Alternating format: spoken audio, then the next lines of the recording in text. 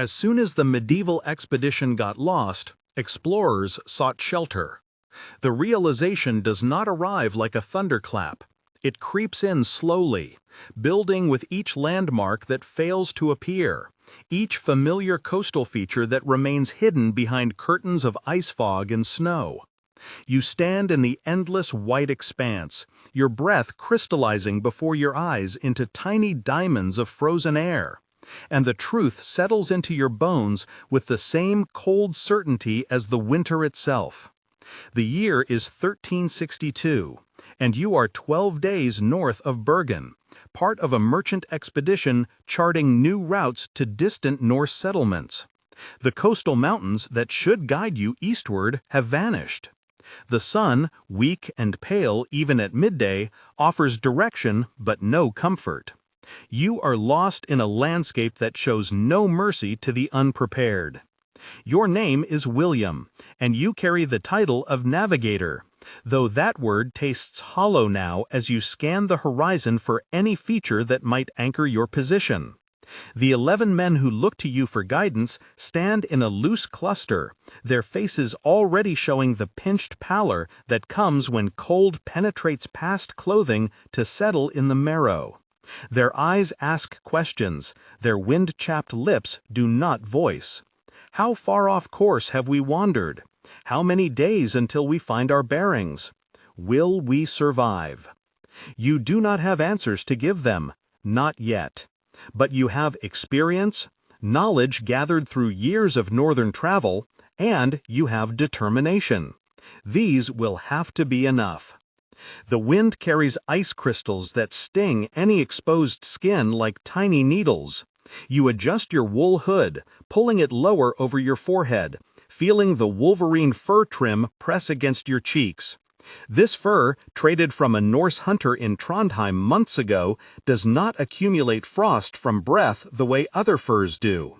It is one of countless small pieces of knowledge you have gathered, each one a potential difference between survival and death in conditions like these.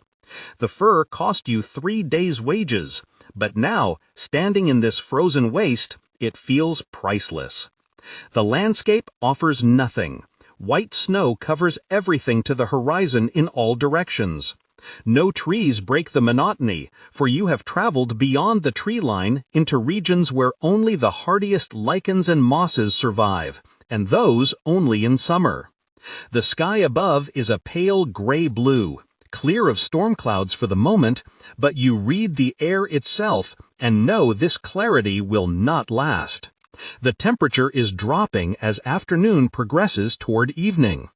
You have perhaps 3 hours of useful light remaining before twilight, and another hour of twilight before darkness claims everything utterly.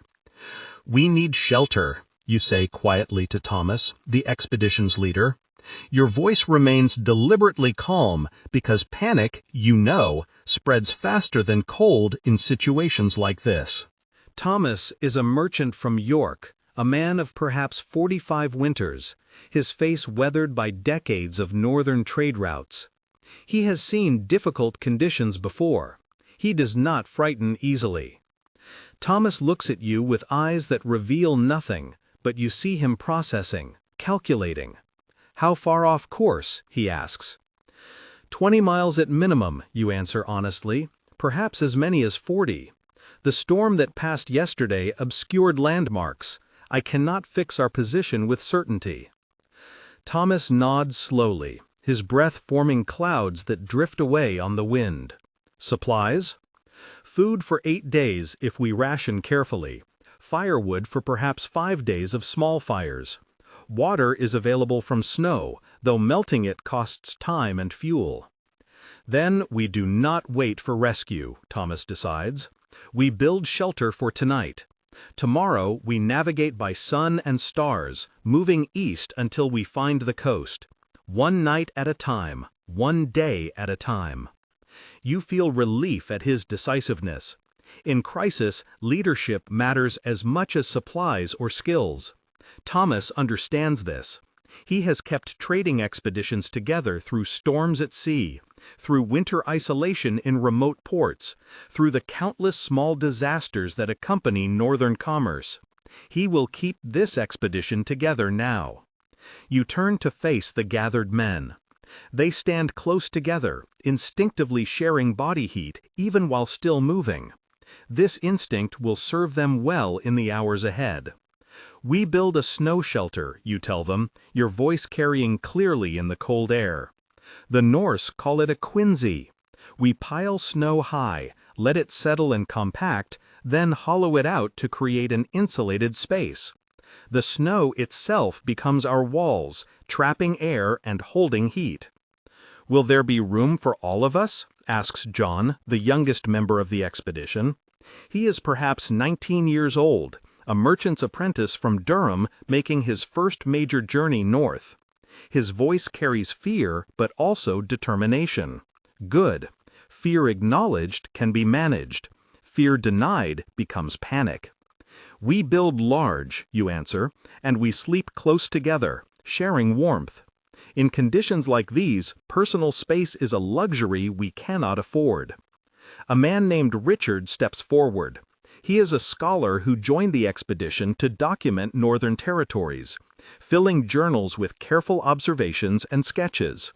His academic knowledge complements your practical experience. In chronicles I have studied, Richard says with careful precision, there are accounts from Norse expeditions describing snow shelters as adequate protection even in the most severe cold. The principle is sound. Snow, being mostly trapped air, insulates effectively.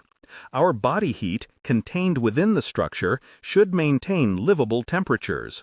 His confirmation, delivered with scholarly authority, seems to ease the tension in the group. You are grateful for Richard's presence.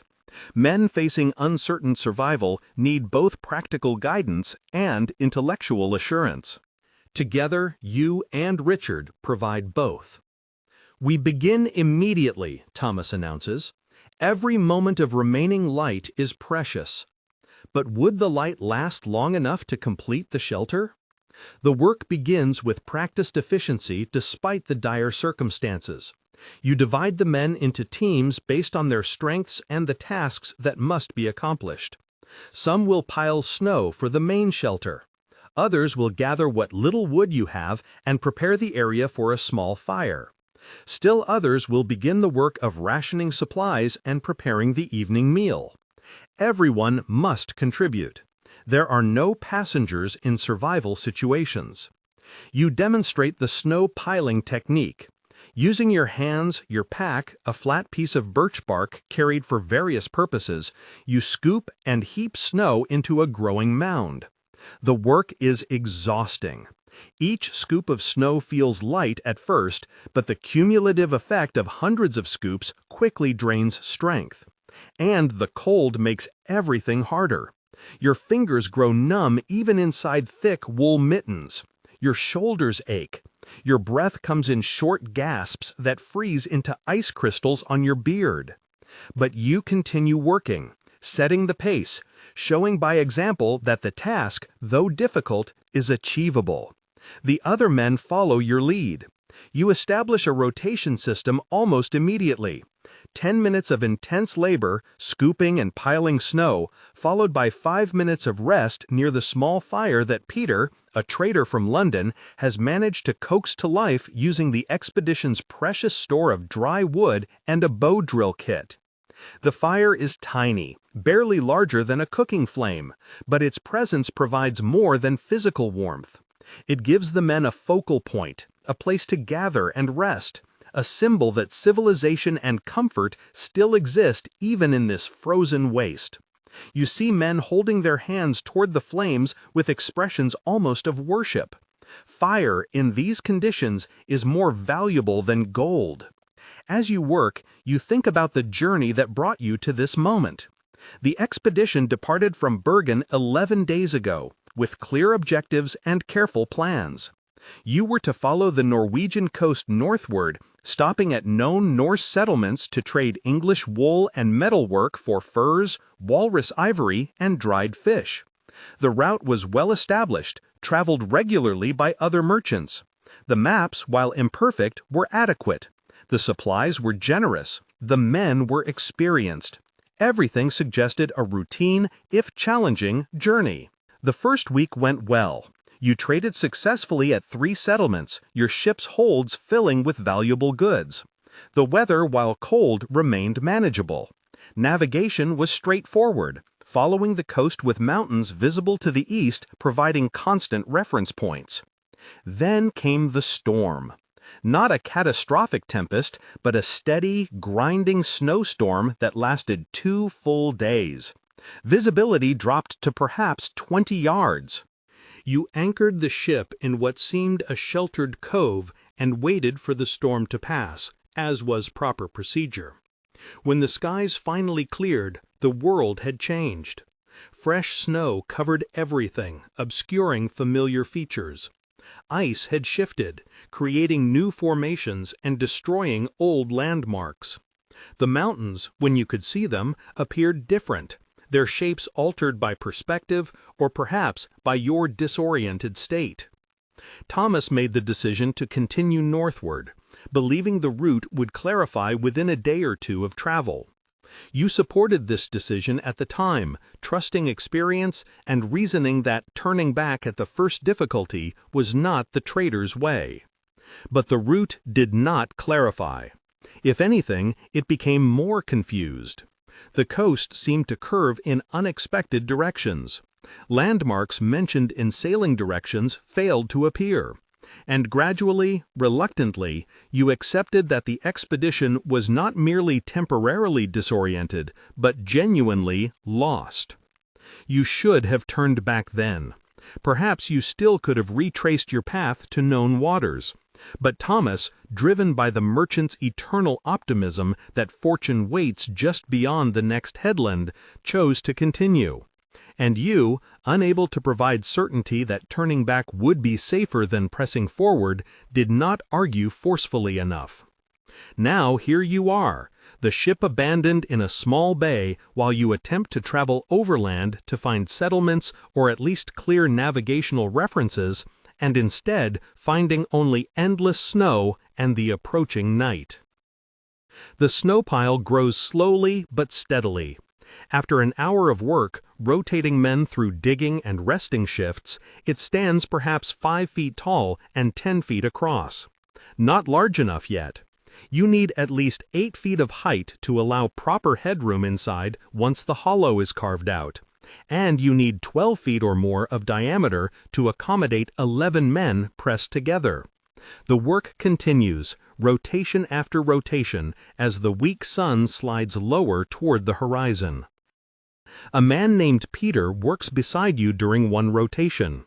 He is older than most, perhaps 50 winters, a trader who has made this northern journey a dozen times over the years.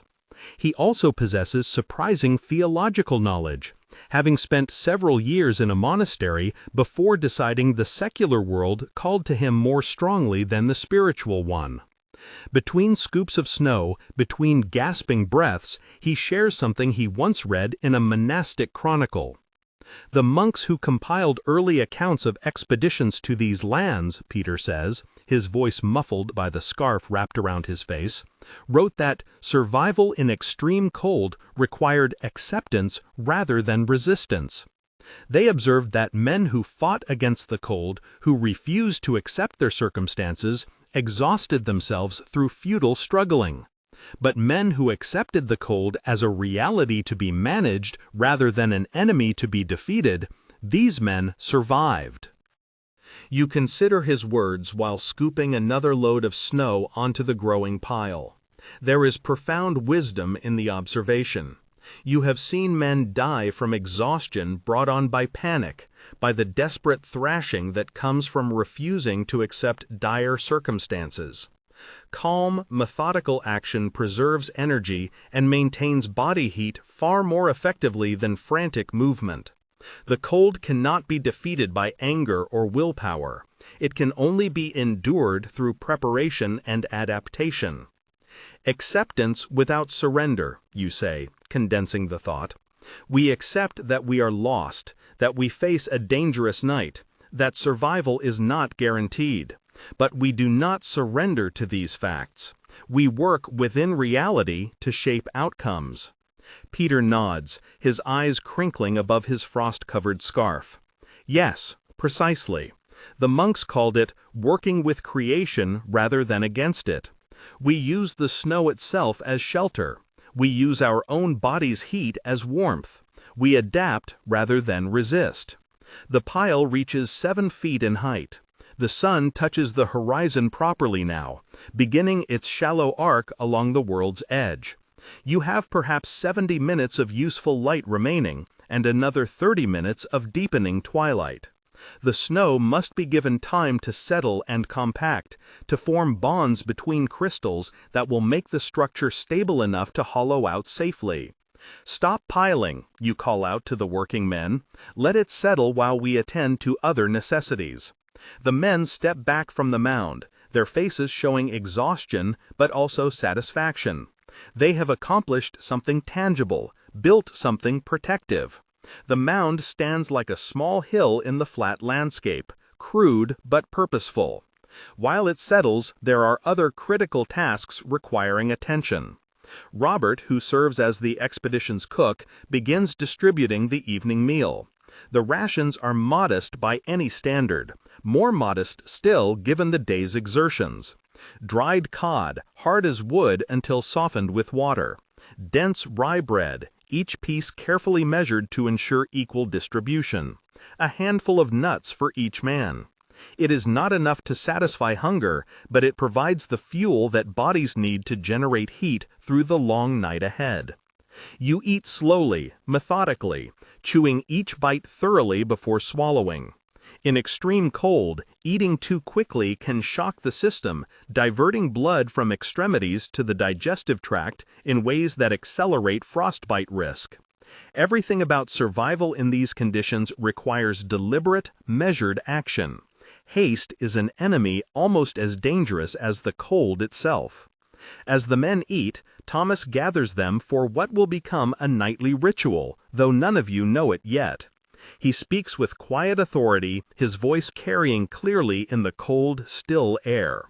We have faced difficult situations before, all of us. Some of you survived storms at sea. Others endured winters trapped by ice in remote ports. We know that hardship, while challenging, is not insurmountable. We survived those trials through patience, discipline, and mutual support. We will survive this trial through the same means. His words are not empty encouragement. They reference real, shared experiences. Several of the men nod, remembering their own past survival stories. The human mind, you reflect, needs narrative to make sense of chaos. By connecting this current crisis to past crises successfully overcome, Thomas creates a psychological framework that transforms terrifying uncertainty into manageable challenge. Richard adds his scholarly perspective.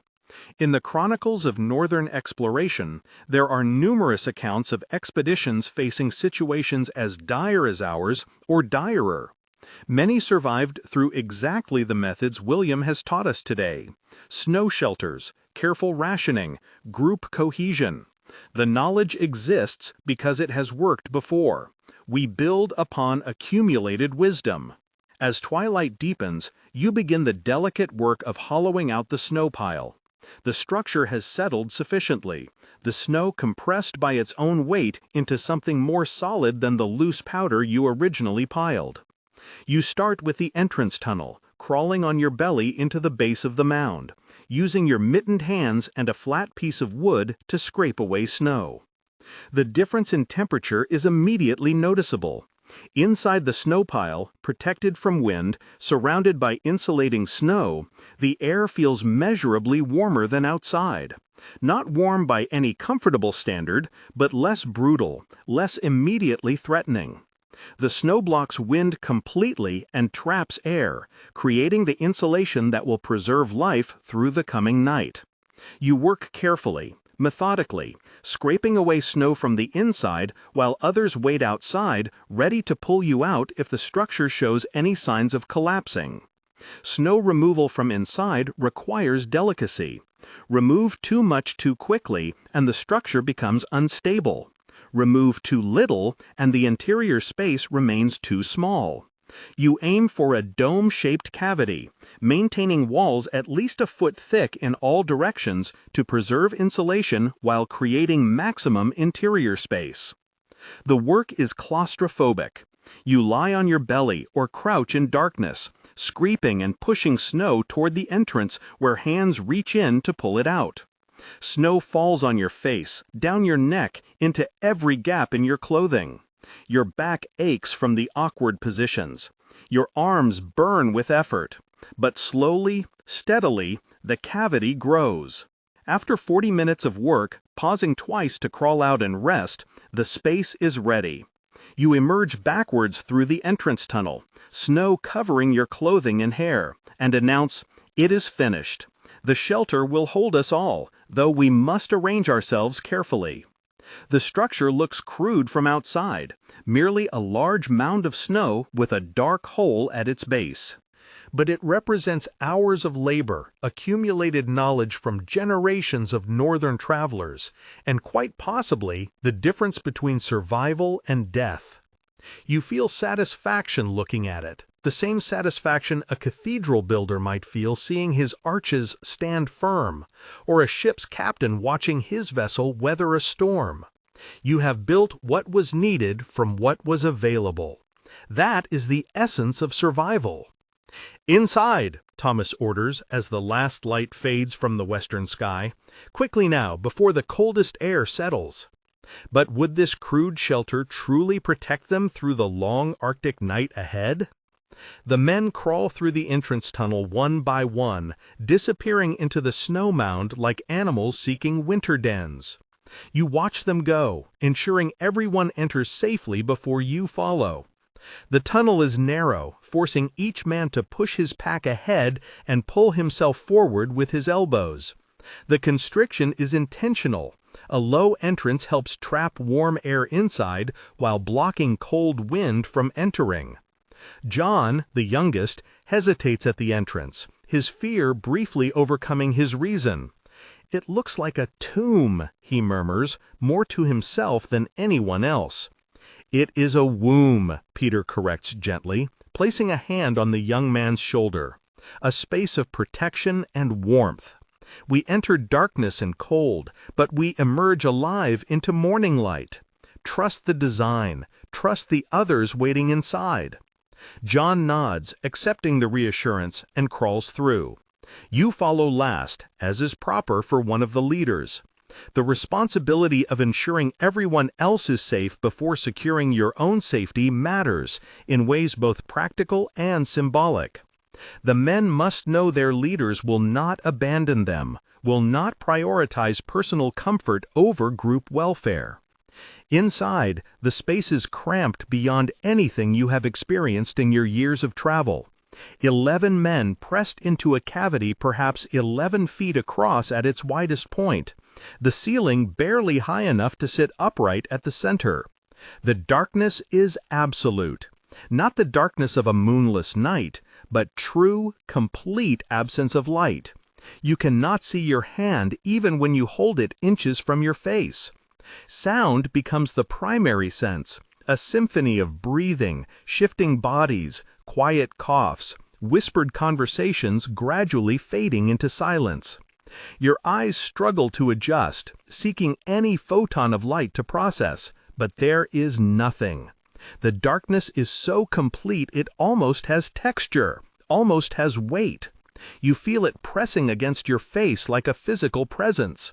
Some men find this darkness comforting, a blanket that softens the harsh reality beyond. Others find it terrifying, a reminder of burial and death. You fall somewhere between, recognizing the darkness as simply another condition to be managed. "We arrange ourselves carefully," you say into the darkness, your voice seeming both loud and muffled in the enclosed space. Larger men toward the outside edges, creating a wall of insulation. Smaller men toward the center. Everyone in contact with at least 2 others. We share heat deliberately, systematically, not accidentally. The men shuffle in the darkness, following your instructions with only touch and sound to guide them. It is awkward, intimate, and would be uncomfortable under any normal circumstances. But these are not normal circumstances. The cold outside is lethal. The warmth inside, however modest, is survival. Social conventions about personal space become luxuries the group cannot afford. You position yourself near the entrance, taking responsibility for monitoring airflow and conditions throughout the night. In survival accounts you have studied, there are warnings about suffocation in sealed snow shelters, carbon dioxide building to dangerous levels as many men breathe in an enclosed space. You must balance insulation against ventilation, warmth against breathability. It is a delicate equilibrium, and getting it wrong could kill everyone. Thomas, his voice disembodied in the darkness, begins organizing the watch schedule. We maintain awareness through the night. 2 men awake at all times, monitoring conditions, checking the entrance, watching for any problems. Watches rotate every 2 hours. This serves multiple purposes. It prevents everyone from falling into the deep sleep that can be dangerous in extreme cold. It maintains discipline and routine. And it ensures someone is always alert to dangers we cannot yet anticipate. You settle into your position, pressed between Thomas on your left and Peter on your right. Your legs tangle with those of the men across from you. Someone's elbow digs into your ribs. John's boot presses against your thigh. Edward, a quiet trader from Bristol, is somewhere behind you, his back against yours. The physical contact, so intrusive and uncomfortable, nevertheless brings immediate awareness of collective warmth. 11 bodies generate considerable heat even in this cold. The trick is keeping that heat contained rather than letting it escape into the frozen world beyond your snow walls. The first hours pass with agonizing slowness. No one can truly rest. The situation is too novel, too frightening, too uncertain. Conversations drift through the darkness. Men sharing stories to pass time, to maintain connection, to remind themselves and others that they are still alive, still human, still more than just bodies huddled against cold. John asks questions driven by youth's need to understand. How long can we survive here? If the weather turns worse, if we must wait days for conditions to improve? You consider your answer carefully before speaking. Honesty matters, but so does hope. We have food for 8 days, if we ration strictly. Water is available from melted snow, though melting costs fuel. The shelter will remain structurally sound as long as temperatures stay cold enough to keep the snow frozen solid. Our greatest challenge is not physical, but psychological. Confinement in darkness tests the mind. Some men handle it well. Others struggle. We must watch for signs of distress and support each other through difficult moments. Richard, ever the scholar, contributes his accumulated knowledge. In the Northern Chronicles I have studied most extensively, there are accounts of Norse traders surviving up to 3 weeks in snow shelters during particularly severe winters. The accounts emphasize certain factors as critical to survival: discipline in maintaining routines, clear leadership and defined roles, strong group cohesion, and, most interestingly, a sense of shared purpose that transcends individual discomfort. Purpose, Thomas repeats thoughtfully. Yes, our purpose is simple. We survive this night, then the next, until conditions allow us to continue toward safety. Each day survived is progress. Each night endured brings us closer to dawn. As the darkness deepens and the hours stretch, you become aware of the shelter's temperature slowly rising. The initial brutal cold that filled the space when you first entered is moderating, not warming to comfort, but rising from lethal toward merely harsh. 11 bodies, each generating heat through metabolism, through the simple act of living, are affecting the microclimate inside your snow walls. The inside surface of the dome begins to glaze. Moisture from breath and sweat condenses on the snow, then freezes, forming a thin layer of ice on the interior. This glazing, while it might seem concerning, actually improves the shelter's performance. The ice layer is harder than snow, less likely to shed or collapse. It also provides a slightly better insulation barrier. The shelter is improving itself through natural processes. You monitor the air quality carefully, attentively. As the temperature rises and the men settle into calmer breathing, you notice the air becoming slightly stuffy, less fresh. Carbon dioxide is building, not to dangerous levels yet, but moving in that direction. You reach toward the entrance tunnel and widen it slightly, allowing cold, fresh air to flow in. The cold air sinks, being denser than the warm air the men have created. It flows across the floor like invisible water, touching feet and legs before mixing with the warmer air above. Several men gasp at the sudden cold, pulling their legs closer to their bodies. It is uncomfortable, yes, but necessary. Men can endure discomfort. They cannot endure suffocation. "Why let the cold in?" John asks, his voice carrying a hint of complaint. "Because warm air without fresh air becomes poisoned air," you explain patiently. "We breathe in what our bodies need and breathe out what our bodies reject. In an enclosed space, the rejected breath accumulates. Eventually, it would kill us as surely as the cold, but more subtly, more quietly. We must balance warmth against fresh air, finding the point where we remain both warm enough and breathing well enough." The explanation satisfies John and serves to educate the others. Survival knowledge must be shared, distributed throughout the group. If something happens to you, others must know how to manage the shelter. Sleep comes in fragments. Brief periods of unconsciousness interrupted by discomfort or noise or the simple awareness that you are in a fundamentally unnatural situation. You drift for perhaps 20 minutes, then wake when someone shifts position and the movement ripples through the compressed mass of bodies. You drift again, then wake when your watch rotation arrives. "Your watch, William," someone murmurs in the darkness. You cannot identify the voice, but it does not matter. You rouse yourself to alertness, shaking off the drowsy fog, and begin your 2-hour period of vigilance. Peter shares this watch with you, both of you sitting slightly more upright than the others, listening, monitoring, remaining conscious while the rest allow themselves to sink deeper into rest.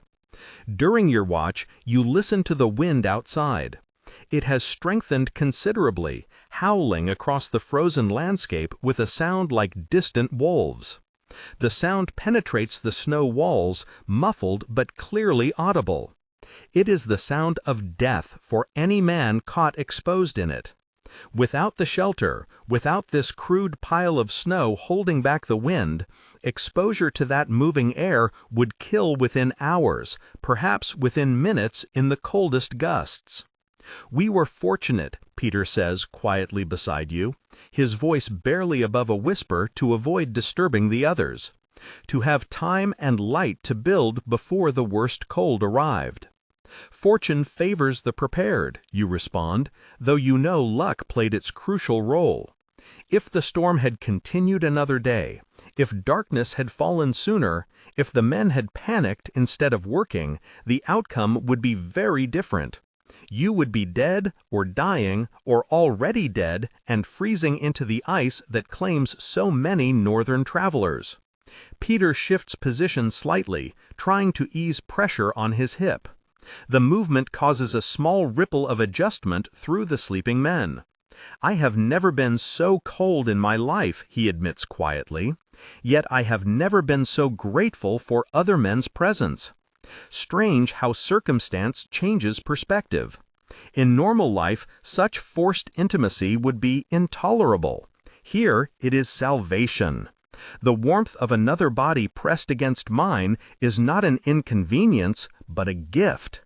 You understand exactly what he means. The physical closeness that would be uncomfortable or even inappropriate in any other context becomes, in this context, the difference between life and death. Every point of contact with another body is a point where heat is shared rather than lost to the cold. Your back presses against Edward's back. Your shoulder touches Thomas's shoulder. Your leg overlaps Peter's leg. Each contact is a tiny victory against the cold. The watch continues. You listen to the breathing around you, a dozen different rhythms gradually synchronizing into something almost musical. The human body, when at rest, settles into patterns. Breath follows breath in steady cycles. Hearts beat with metronomic regularity. In the darkness, these biological rhythms become the only markers of time, the only evidence that life continues. Somewhere in the shelter, someone mutters in their sleep, words too faint to understand. Dreams visit even here, in this frozen darkness. You wonder what dreams come to men sleeping in snow tombs. Whether the mind creates warm visions to compensate for the body's cold reality, or whether the dreams themselves are cold, filled with ice and wind and endless white landscapes. Your watch ends. 2 hours have passed, measured by your internal sense of time rather than any external reference. Next watch, you murmur into the darkness. 2 other men rouse themselves, trading alertness for rest. And you allow yourself to sink back into the collective warmth, seeking whatever sleep the conditions will permit. But would sleep come, or would the night stretch endlessly in cold, dark awareness? The hours continue their slow progression, each one feeling longer than the last. Time, already strange in the Arctic, where seasons distort the normal rhythms of light and dark, becomes even stranger in the complete darkness of the snow shelter. You drift through states of consciousness, never fully asleep, never fully awake, existing in a liminal space between rest and vigilance. During one period of semi-wakefulness, you become acutely aware of physical discomfort. Your hip aches from lying on the hard-packed snow floor despite the layer of clothing and pack that partially cushions you. Your shoulder tingles with the strange numbness that comes from restricted circulation. Your feet, despite 2 layers of wool socks inside leather boots, feel cold in a way that makes you worry about frostbite. You flex your toes, moving them individually, checking that they still respond to your will. They do, though sluggishly. Not frostbite yet, then. Just cold. You shift position minutely, trying to ease the pressure on your hip without disturbing those pressed against you. The effort is only partially successful. Any movement in the packed shelter affects everyone. You feel Peter adjust in response to your adjustment. Edward shifts behind you. Thomas moves slightly to your left. It is like sleeping in a living puzzle where every piece affects every other piece. In the darkness, conversations occasionally spark to life and then fade away. Men whisper to immediate neighbors, sharing thoughts too quiet for the whole group to hear, creating small pockets of dialogue in the larger silence. You catch fragments, pieces of other men's interior lives emerging in this extreme situation. "My wife will think I am dead," someone murmurs. You cannot identify who speaks, but the grief in the voice is unmistakable. "If we do not return, she will wait for word, and when no word comes, she will mourn. The children will grow up believing their father died in the ice." Another voice responds, offering comfort. "We will return. We survive this night, we travel in daylight, we find the coast, we reach settlements, we send word home. Your wife will not mourn because you will not die." The exchange moves you, reminds you that each man here carries connections beyond this shelter, threads of relationship and responsibility stretching back to homes and families in England. Your own wife waits in York, probably worried by now since the expedition is overdue, but not yet panicked. She has experienced your delayed returns before, knows that northern travel follows unpredictable schedules. But if days stretch to weeks, if weeks stretch to months, her worry will deepen into fear, fear into grief. You push the thought aside. Such thinking serves no purpose here. The only meaningful time is now. The only meaningful space is here. The only meaningful question is how to survive until morning. During your second watch, shared with Robert the cook, you become aware of the wind changing. The howling that has been constant for hours develops a different pitch, a deeper resonance that speaks of even colder air moving across the landscape.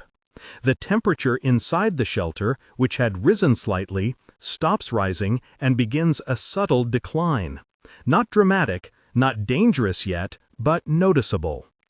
The deepest cold comes before dawn, Robert says quietly, his voice carrying the matter-of-fact tone of someone stating simple fact. I have made enough pre-dawn meals in enough cold places to know. There is an hour, perhaps 2 hours before true sunrise, when the world seems to exhale everything warm and inhale only cold. That is when men die if they are going to die.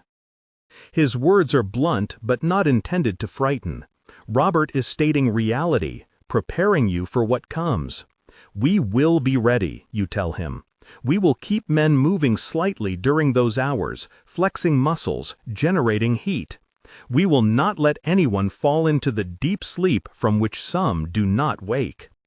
The night wears on. Third watch passes. Fourth watch passes. You lose track of which watch you are serving, how many times you have drifted into sleep and been pulled back to wakefulness. Time becomes a continuous present, each moment containing only itself, no connection to moments past or moments future. At some point, you realize the quality of darkness has changed. It is no longer the absolute darkness of full night, but something fractionally lighter, as though the darkness itself has thinned slightly. Dawn approaches, still distant, but no longer impossibly far. The night is ending, you say quietly to whoever is on watch with you. You think it might be Edward, but in the darkness, with everyone muffled in layers of wool, voices become hard to distinguish. How long until we can leave the shelter? The voice asks.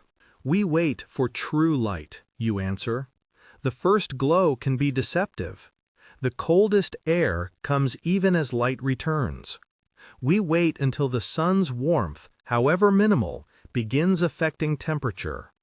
Patience serves us better than haste. The news that dawn approaches spreads through the shelter without words, a collective sensing of change.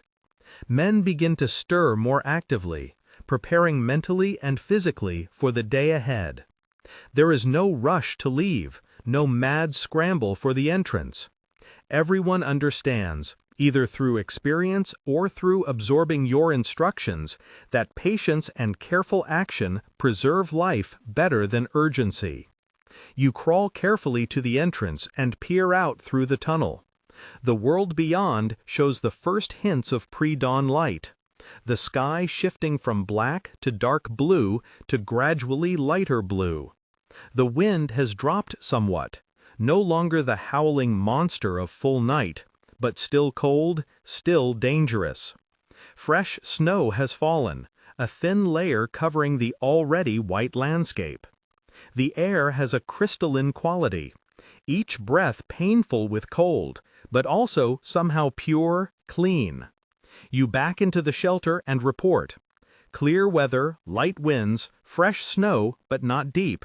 We can travel once we prepare properly.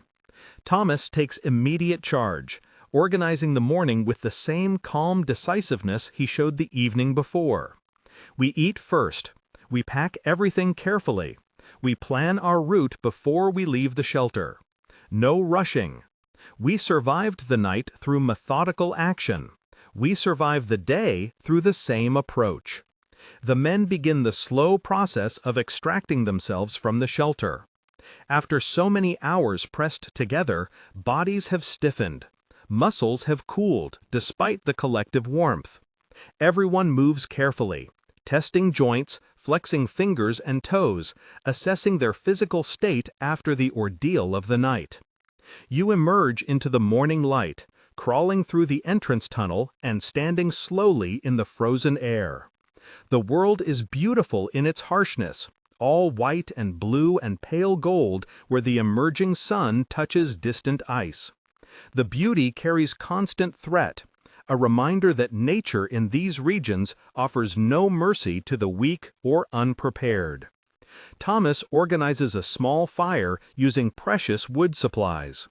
The men gather around it in a close circle, sharing its modest warmth while preparing for the day ahead. Frost covers every exposed surface, your beard, your eyebrows, your eyelashes. The moisture from your breath freezes instantly upon contact with air. The temperature must be brutally low, though you have no instrument to measure exactly how cold. Robert distributes the morning meal, with the same careful rationing he employed the night before. Dried fish, hard bread, a handful of nuts. You eat slowly, warming each piece in your mouth before swallowing. The food provides fuel that your body will convert to heat and energy. In survival, every resource matters. Every action serves multiple purposes. As you eat, you study the landscape carefully, seeking any features that might help navigation. The coastal mountains should be visible somewhere to the east, you reason. In clear weather like this, even at great distance, their shapes should provide reference points. You scan the horizon methodically, section by section, looking for anything that breaks the flat white monotony. There, on the eastern horizon, so distant they are barely distinguishable from clouds, you see them. The faint line of peaks, their shapes and distance impossible to judge accurately, but their existence undeniable. Relief washes through you like warm water. You have direction again. You have purpose. East, you tell Thomas, pointing. 3 days' travel at minimum, possibly 5 depending on conditions. But the direction is certain now. Thomas studies the distant mountains, squinting against the bright snow, then nods slowly. We can survive 3 to 5 days. We have shelter knowledge now. We know we can build protection each night. We ration food carefully. We move deliberately. We reach those mountains, we find the coast, we find settlements. The expedition prepares to depart, packing carefully, ensuring nothing essential is left behind. You take a final look at the snow shelter that preserved 11 lives through the night. It looks crude and rough in daylight, just a lumpy mound with a dark entrance hole. But it represents something profound. Human ingenuity and cooperation overcoming environmental hostility. You feel a strange affection for this structure, almost sadness at leaving it behind. We may need to build others, Thomas says, noticing your backward glance. Each night perhaps, until we reach safety. Each shelter brings us closer to home. The expedition sets out as the sun climbs properly above the horizon. 11 men walking in single file, breaking trail through fresh snow. Each step requiring effort, but each step also progress toward survival. You take the lead initially, navigating by sun and distant mountains, adjusting course as terrain requires. The pace is necessarily slow. The snow, while not deep, is soft enough to require energy to push through. The cold drains strength even from walking. You establish a rhythm quickly, 20 minutes of walking followed by 5 minutes of rest. During rest periods, men stamp their feet, swing their arms, keep blood flowing to extremities while still allowing overall recovery. The landscape offers nothing but white plains extending to distant horizons. No trees, no rocks, no variation beyond subtle rolls in the terrain. The monotony is oppressive, disorienting. You understand how men become lost in such places. Without the distant mountains as reference, you would have no way to maintain direction. Everything looks the same. Landmarks do not exist. At midday, you call a halt for rest and a modest meal. The men collapse into the snow, exhausted by the morning's exertion. The combination of cold, altitude, and labor extracts a heavy toll. You see the toll in their faces, in the way they move, in their labored breathing. But you also see determination. These are not men who quit easily. Each day is its own challenge, Thomas reminds them as they rest. We do not think about tomorrow or the next day. We think about this afternoon. We think about tonight's shelter. We think about the next 20-minute walking segment. Break survival into small pieces, and each piece becomes manageable. The afternoon mirrors the morning's pattern. Walk, rest, slowly covering distance across the frozen landscape. The sun, weak and low even at its peak, slides gradually toward the western horizon. You monitor its position carefully, using it to maintain your eastward bearing. As afternoon progresses toward evening, the temperature drops noticeably. The air, already cold, becomes painful to breathe. Your lungs ache with each inhalation. Ice forms thickly on your beard and the wool scarf covering your lower face. The mountains, when you check them, appear marginally closer. Progress has been made, though less than you hoped. As the sun approaches the horizon, you begin searching for a suitable location for the night's shelter. You need modest wind protection if possible, terrain that facilitates building. A small rise in the otherwise flat landscape provides some shelter from prevailing winds. Not ideal, but adequate. Here, you decide, we build while we have light remaining.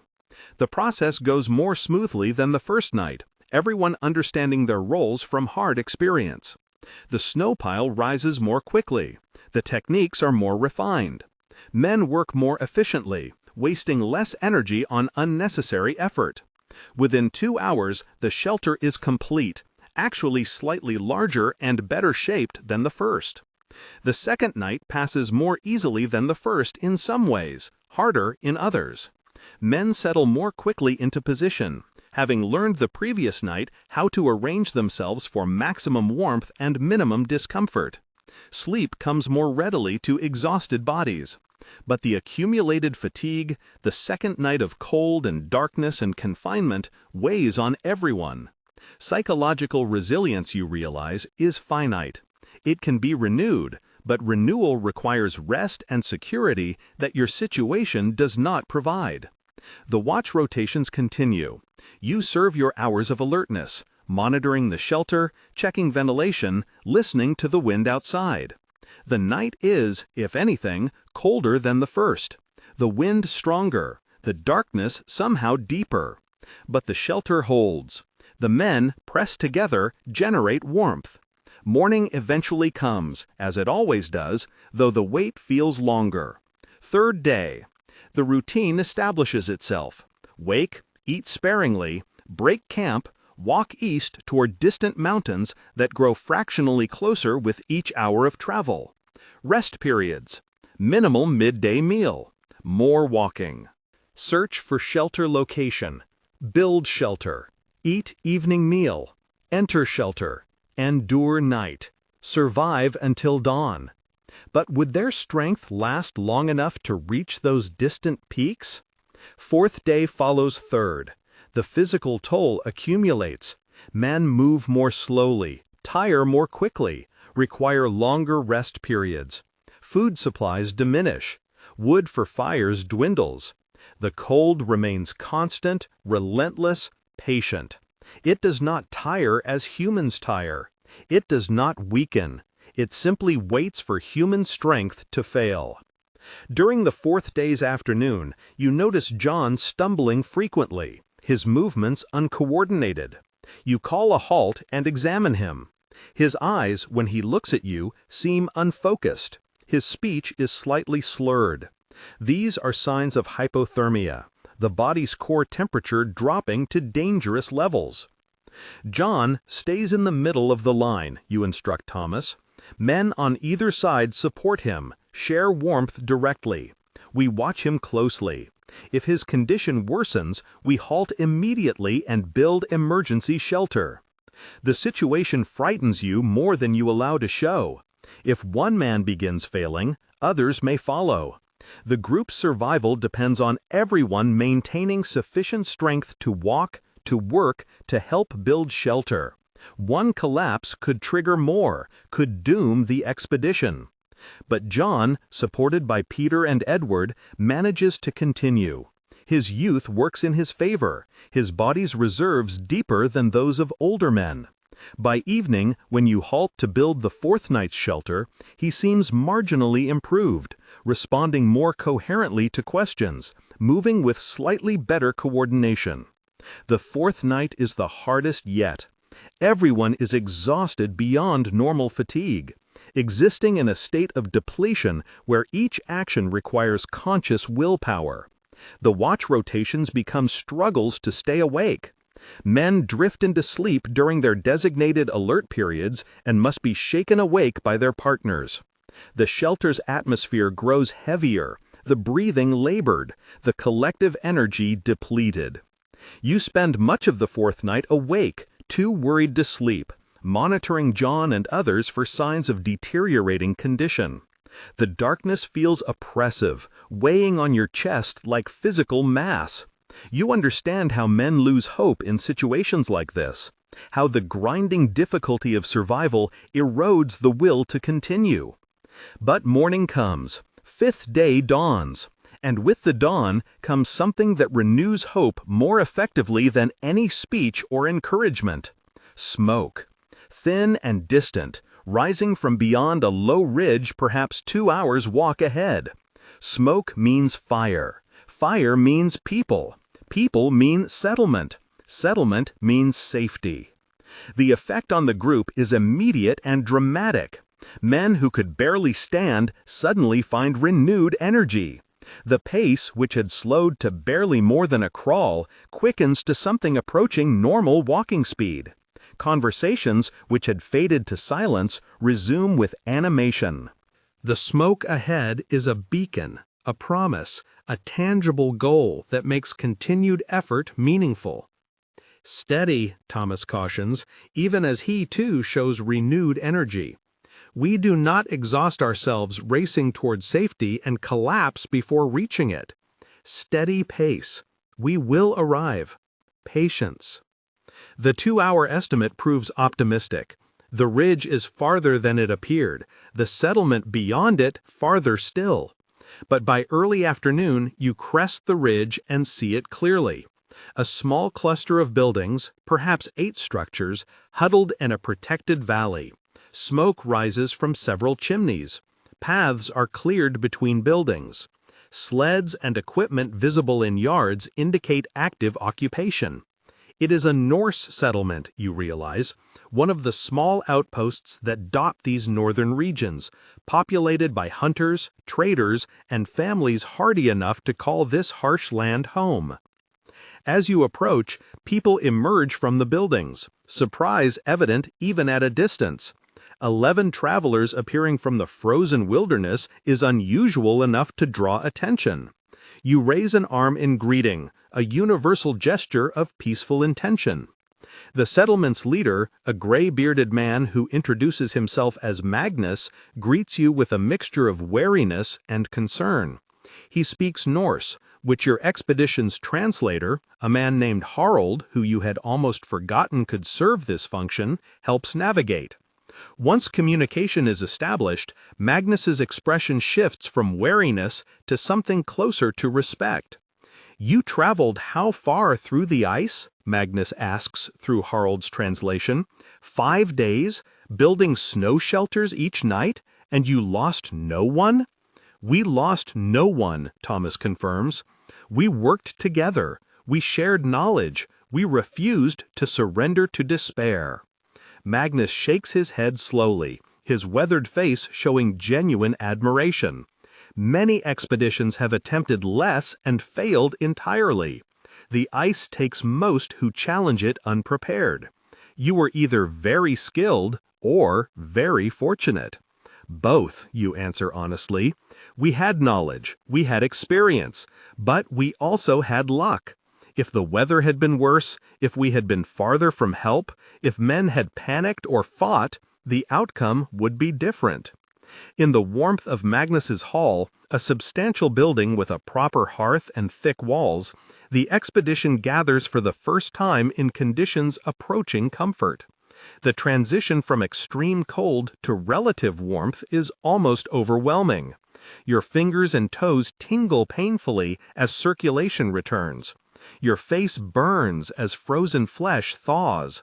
But the discomfort is welcome, evidence that your body still functions, still responds to warmth.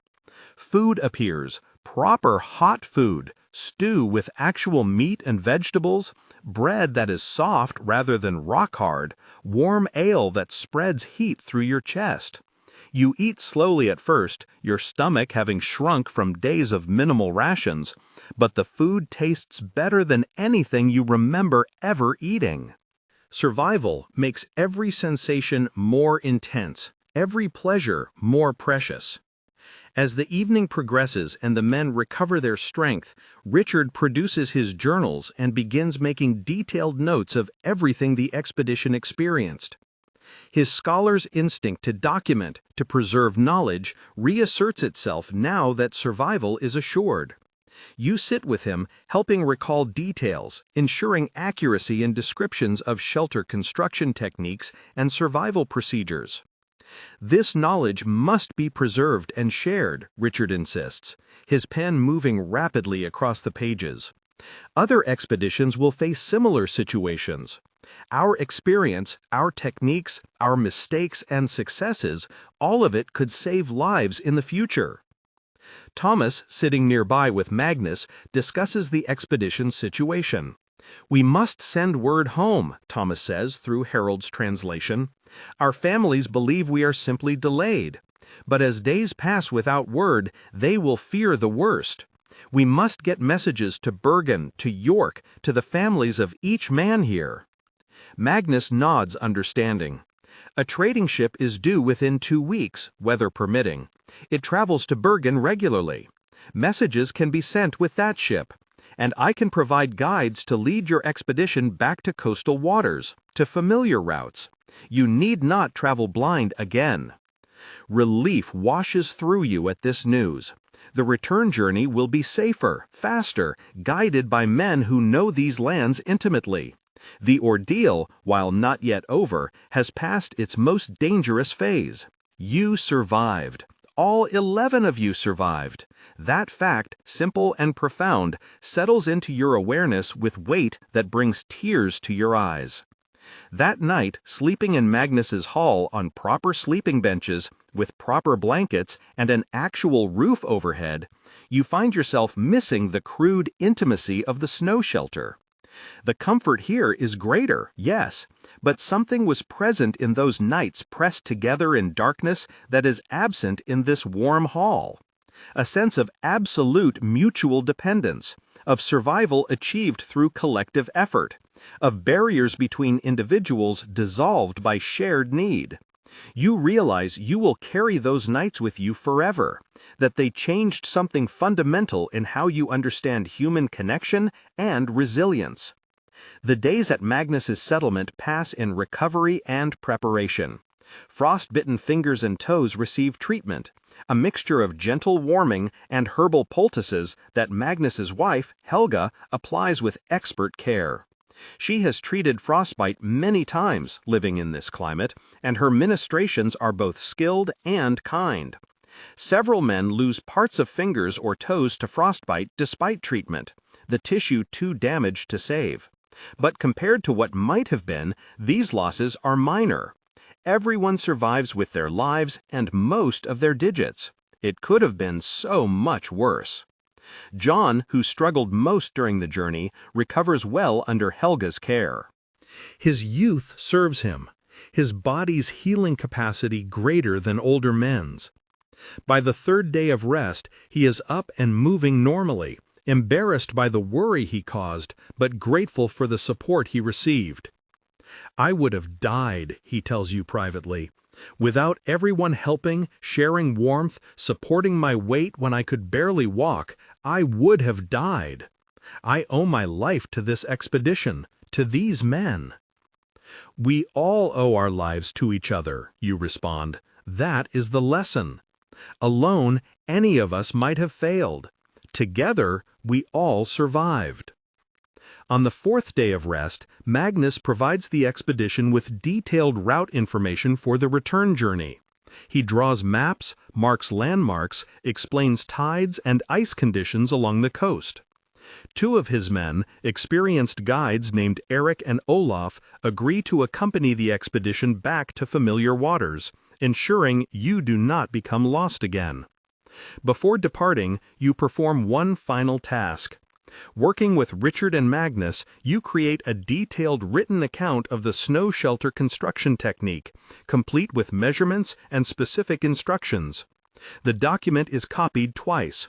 One copy for Magnus's settlement, one copy for Richard to take home for further copying and distribution. Your survival knowledge will help others.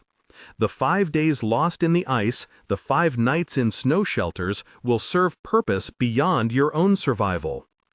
The return journey, with Eric and Olaf guiding, takes 3 weeks of careful travel along established routes. No storms threaten.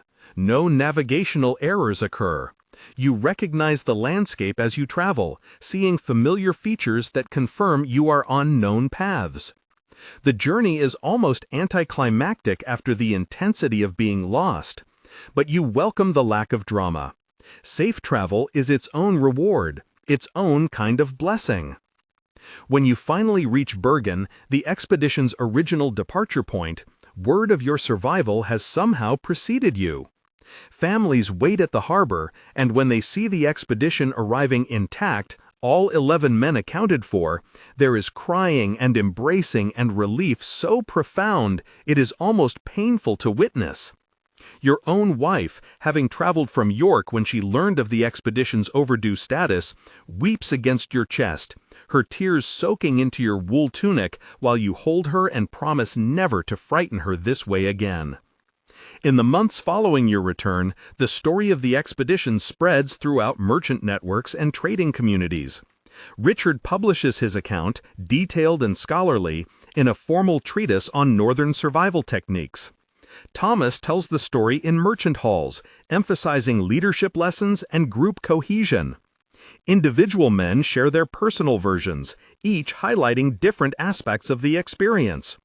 But for you, the navigator who became shelter builder, the meaning settles into something quieter and more personal. You learned that being lost is not the same as being defeated. You learned that shelter can be constructed from the most basic materials if you have knowledge, will, and cooperation. You learned that 11 men pressed together in darkness can generate enough warmth to survive the coldest night. You learned that survival, especially in extreme conditions, is never truly individual.